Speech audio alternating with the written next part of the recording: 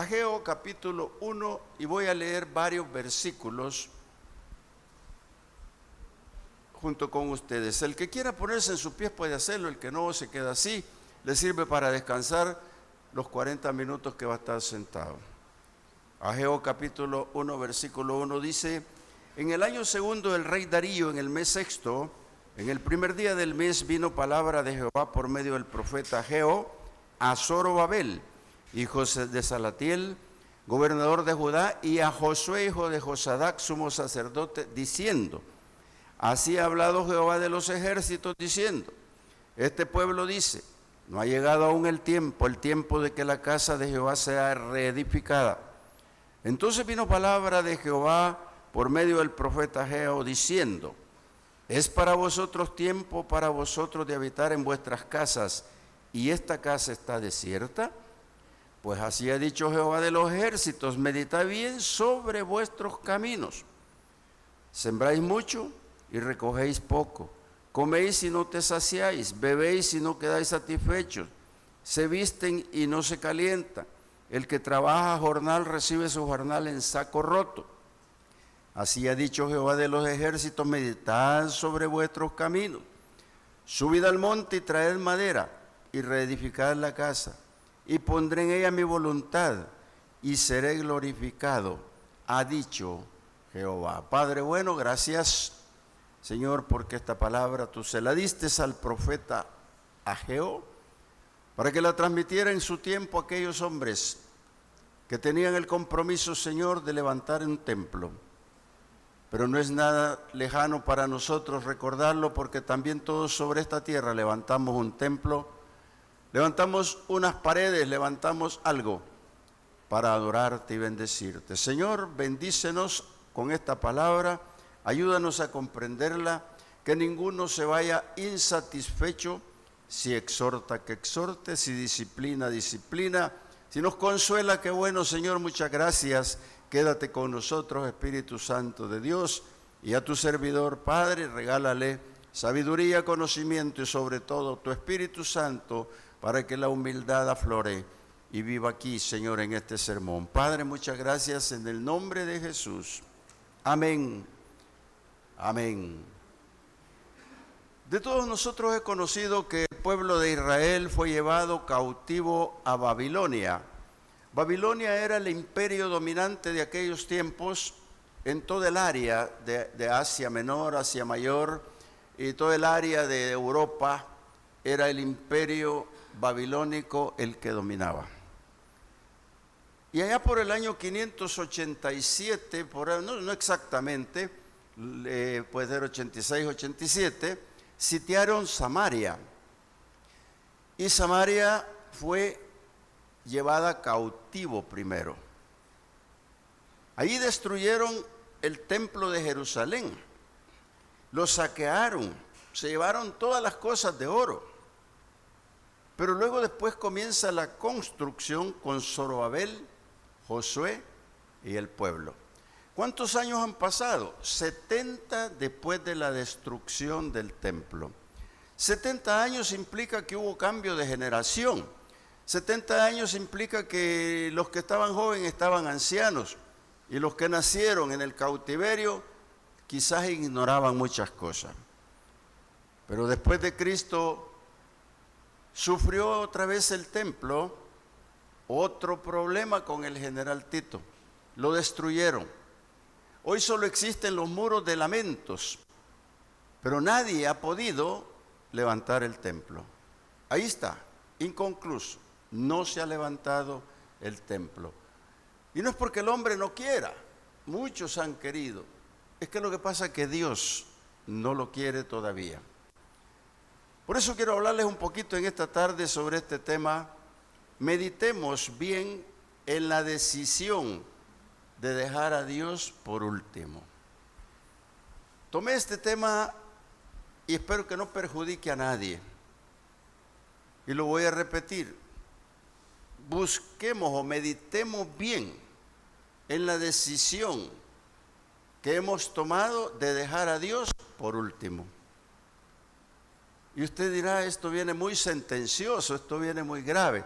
Yo lo voy a hacer a través de la palabra, Si usted sale sorteado, pues allá, ¿verdad?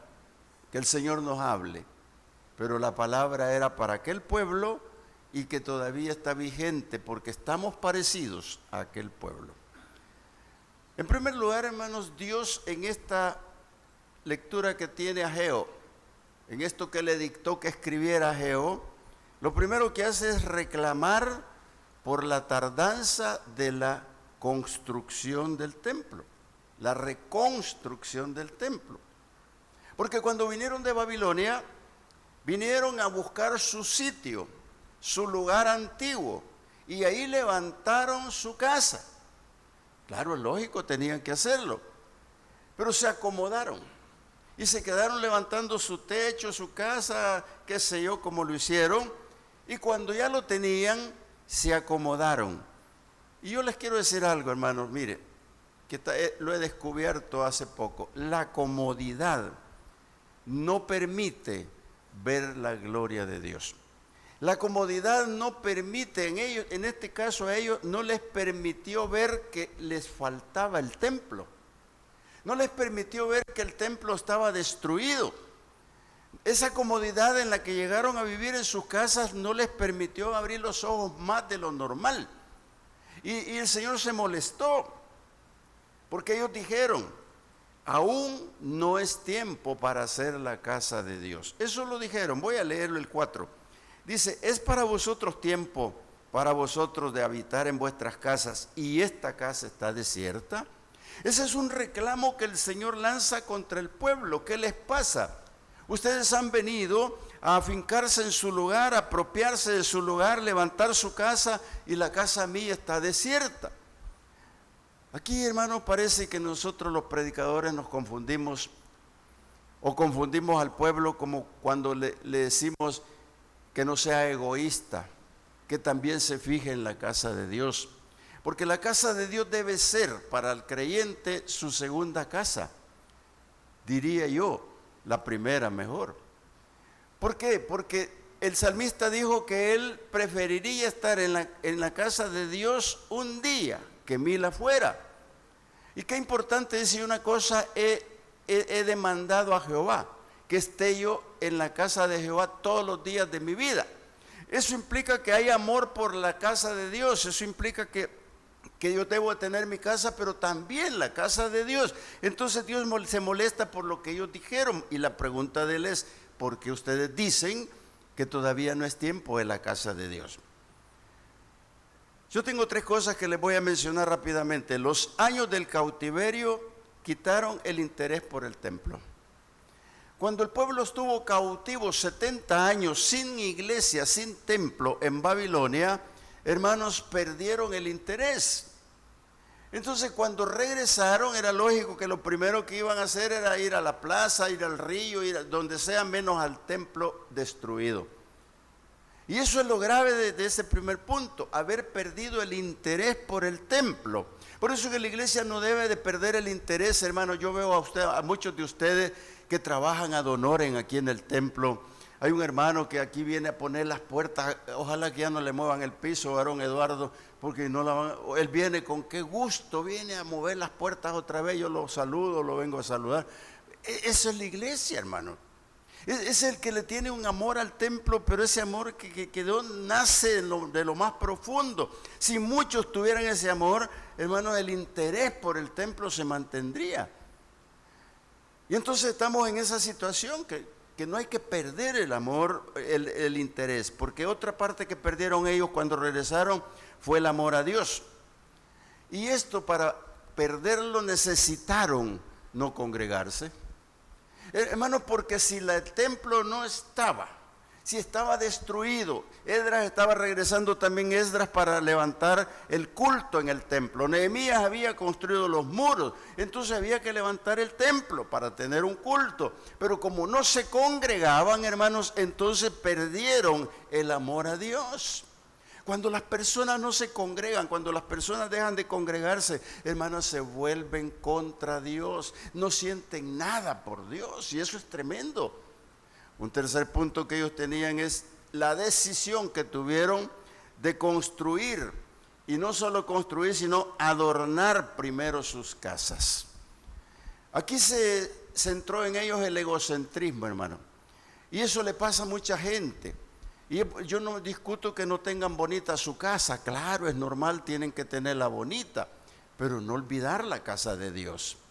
Porque entre más usted esté pendiente de la casa de Dios, más bonita va a tener su casa. Esta es promesa que el Señor hace. Pero el Señor hace una pregunta, versículo 4. Y dice, es para vosotros tiempo debe estar en vuestras casas artesonadas y esta casa está desierta. Yo sigo insistiendo en esta pregunta, ¿por qué? Porque hermano, la gente cree que no es el tiempo de Dios. Y aquí hay un punto importante que se llama resentimiento. Porque Dios les había profetizado a través de Jeremías que iban a ir cautivos, pero ellos no quisieron. Y como no quisieron, Dios los mandó al cautiverio, 70 años y bien fregados. Entonces los que regresaron venían resentidos, hermano. Y ya cuando llegan aquí, prefieren ver la casa desierta que meter la mano en ella. ¿Sabe lo que es eso? Rehusar a la bendición de Dios. Y rehusar a la bendición de Dios, hermanos, es la cosa más grave que puede tener una persona porque se muestra desinteresada. Ustedes acaban de cantar junto con mi hermana aquí, todo se lo debo a Él. Si hasta los frijoles con pitos que comimos ahora, bueno, ya les dije mi menú, ¿verdad? Pero los frijoles con pitos se los debemos a Él, hermano. El que no crea eso puede saber qué pasará, pero ¿por qué la casa de Dios está desierta? ¿Por qué se fueron directamente a su casa y por qué no pensaron en Dios?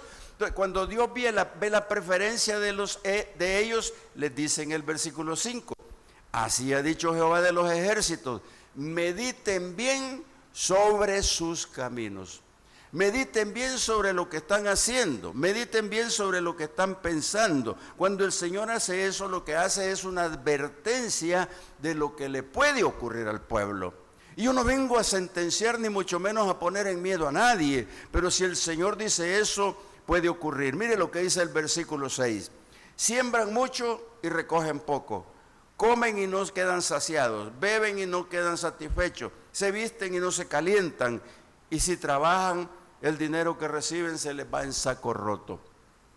No dice el Señor que lo ha hecho, sino que eso le pasa a la persona que no tiene la condición de seguir los consejos de Dios. Por eso Santiago lo dice de esta manera. Yo le voy a leer a Santiago en su capítulo 4, versículo 1, dice, ¿de dónde vienen las guerras y los pleitos entre ustedes?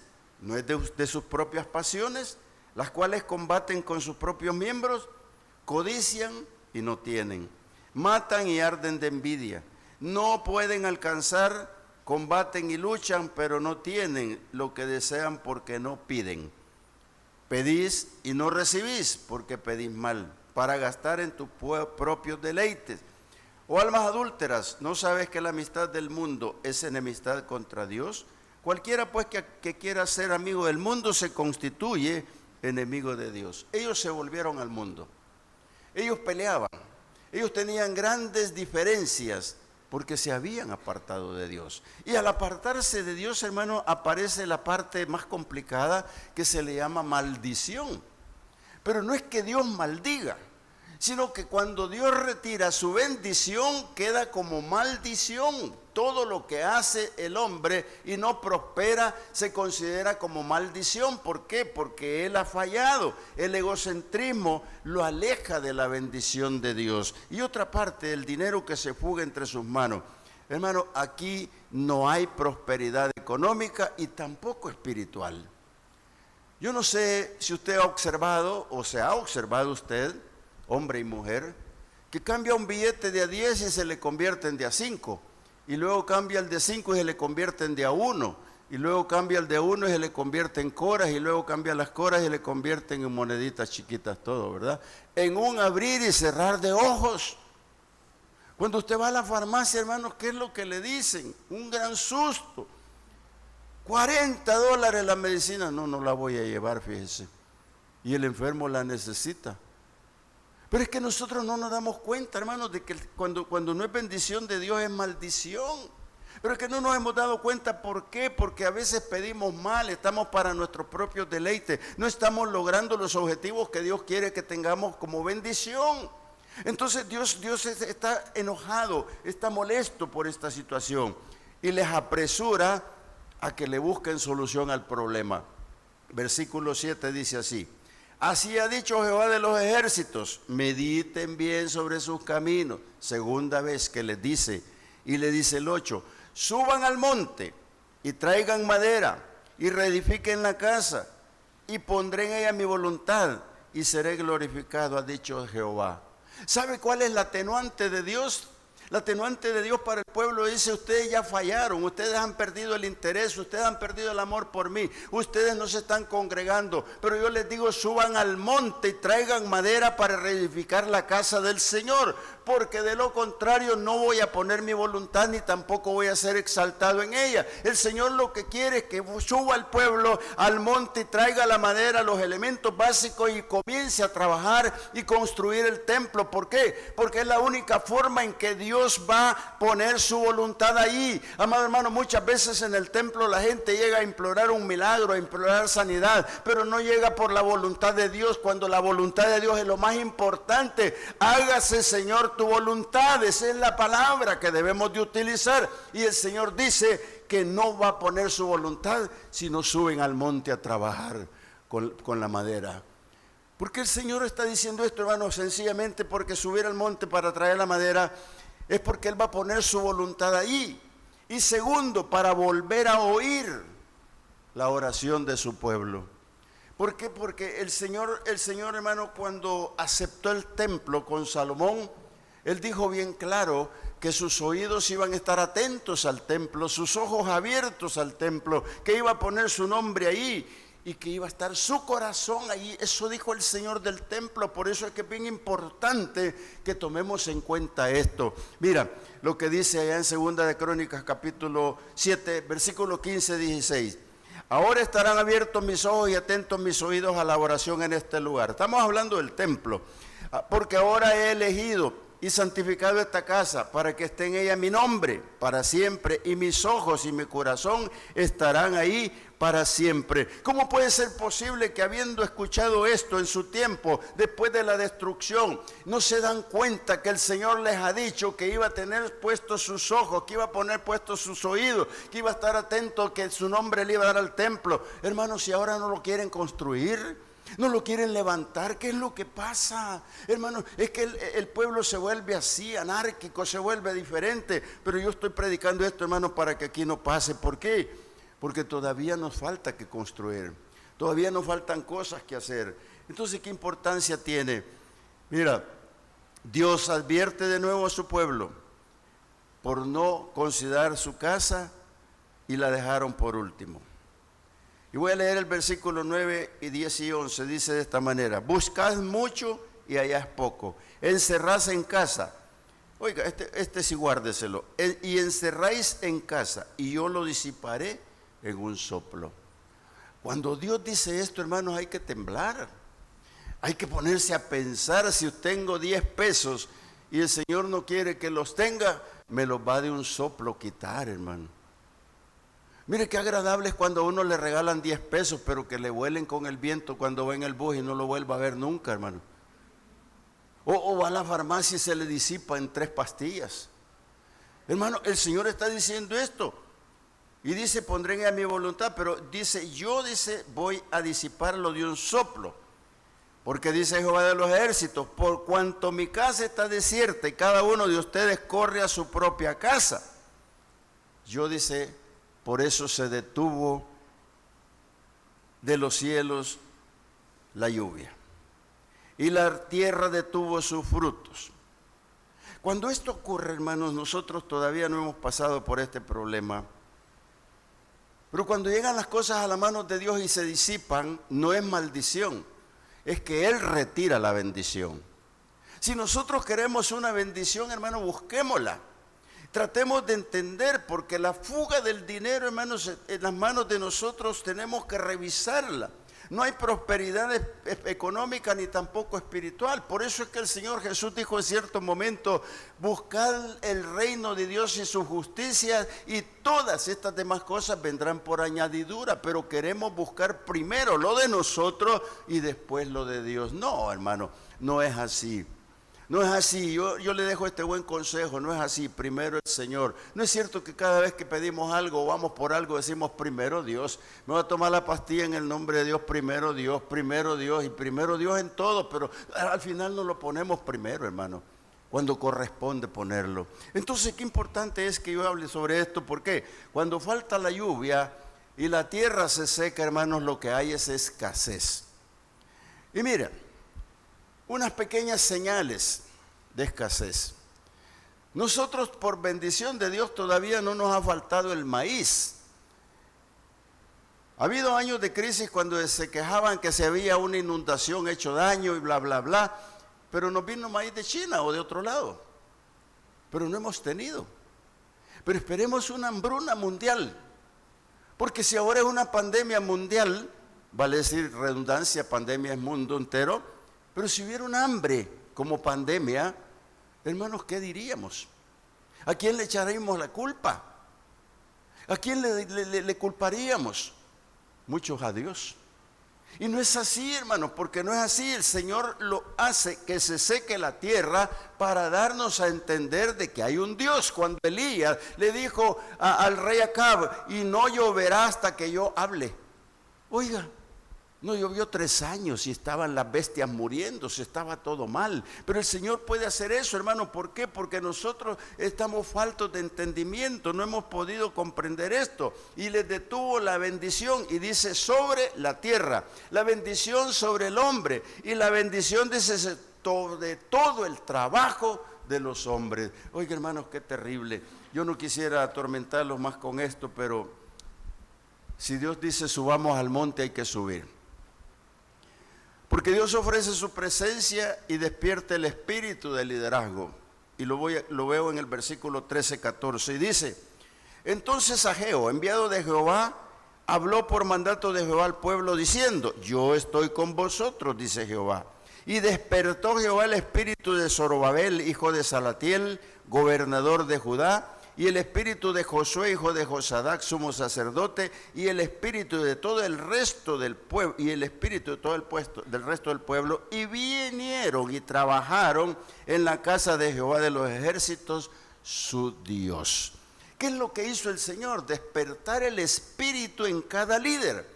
Y Él solo levantó 3 posiciones. En la primera posición es el gobernador de Judá.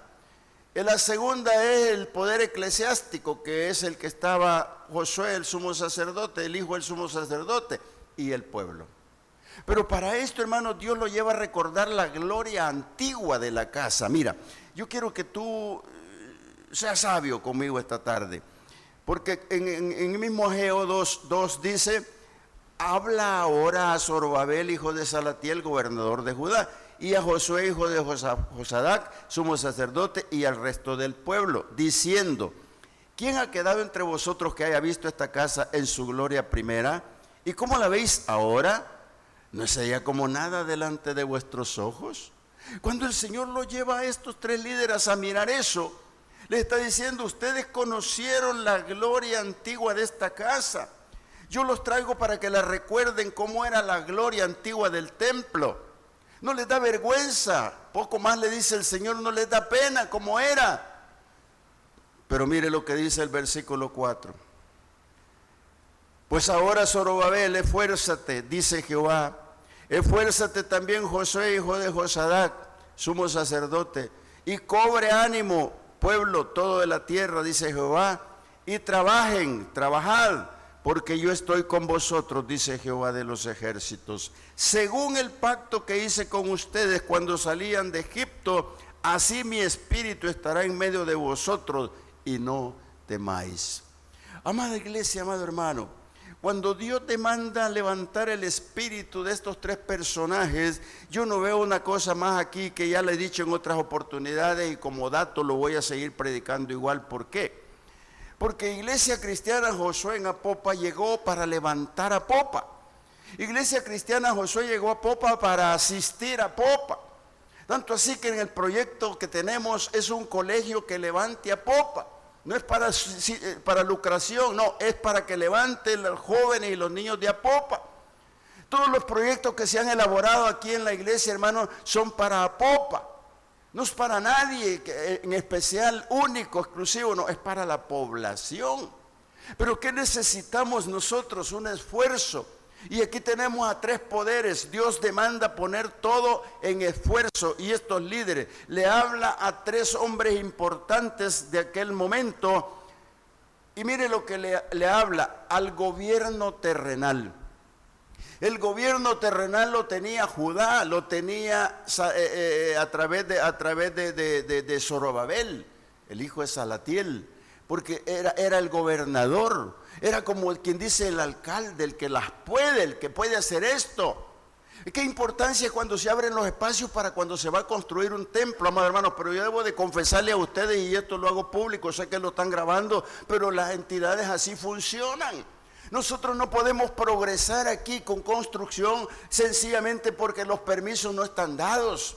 Pero por eso es que el gobierno de Zorobabel, Dios le dice, háblale a ese gobierno que es terrenal, habla a ese gobierno que es Zorobabel. Así nosotros tenemos que orar y hablar para el gobierno, que nos liberen permisos, que nos den la oportunidad.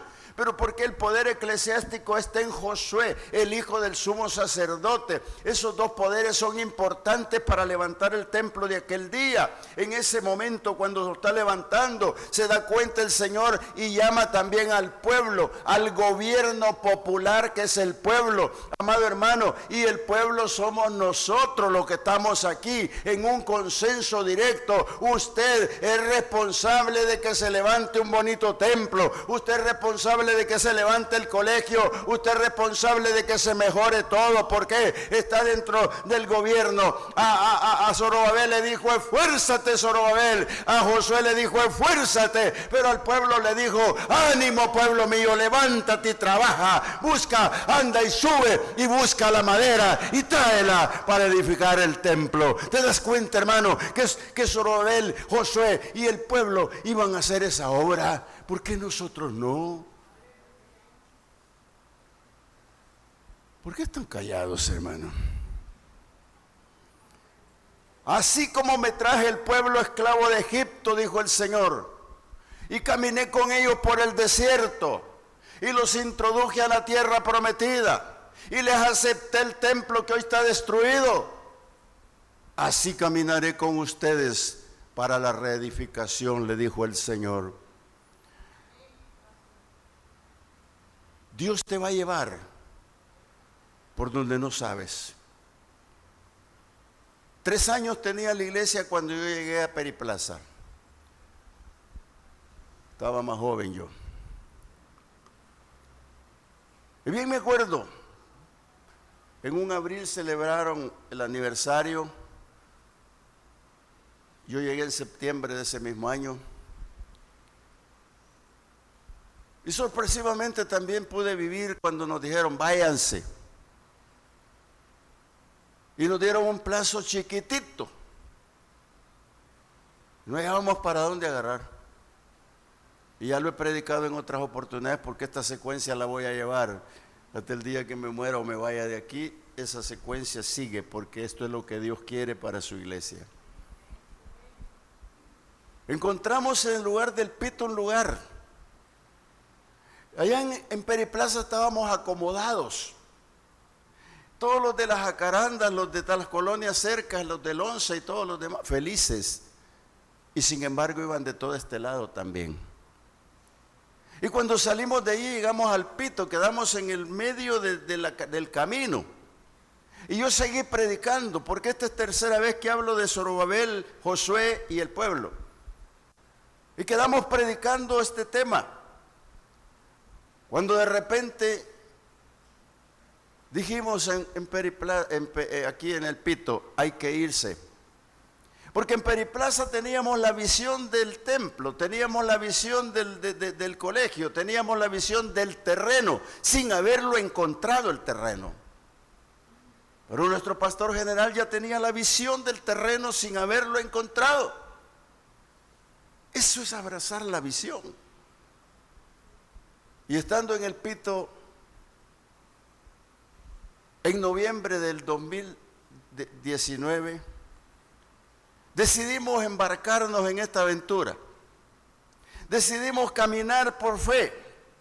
Decidimos levantar el espíritu de la gente. Decidimos orar para que el Señor nos bendijera. Y entonces en noviembre del 19 hasta ahora, febrero del 2021, estamos en el terreno propio. Estamos en el lugar donde Dios quiere que estemos. Estamos donde Dios nos ha traído y no nos ha separado de nosotros, y no se va a separar, porque le está diciendo a este pueblo: suban al monte, traigan madera, reedifiquen la casa, no estén así como están de ociosos, levántense, dejen de estar pensando y resentidos, hagan el trabajo que corresponde, porque yo, dice el Señor, voy a enviar el deseado de la iglesia. Y dice el versículo 6 del capítulo 2, dice de esta manera: porque así dice Jehová de los ejércitos, de aquí a poco yo haré temblar los cielos y la tierra, el mar y la tierra seca. ¿Dónde vas a estar, iglesia? En el templo. Y haré temblar a todas las naciones, y vendrá el deseado de todas las naciones, y llenaré de gloria esta casa, ha dicho Jehová de los ejércitos. Mía es la plata, mío es el oro, dice Jehová de los ejércitos. La gloria postrera de esta casa será mayor que la primera, ha dicho Jehová de los ejércitos, y daré paz en este lugar. Esto es lo que el Señor está diciendo. Lo que he leído son estos 4 versículos en donde el Señor dice que el que va a reinar, el que va a glorificar esta casa, el que la va a llenar de su gloria, se llama Jesucristo. Cristo es el que va a llenar con la Chequiná esta casa de Dios, hermano, porque aquí es donde está el Señor. Por eso dice: meditad bien sobre tus caminos. ¿Qué es lo que estamos haciendo? ¿A dónde vamos? Tu dinero no es tu dinero, dice el Señor. Mío es el oro y mía es la plata. Por lo tanto, la gloria de Dios dice que la casa postrera tendrá más gloria que la primera. Ore conmigo. Padre bueno, gracias, Señor.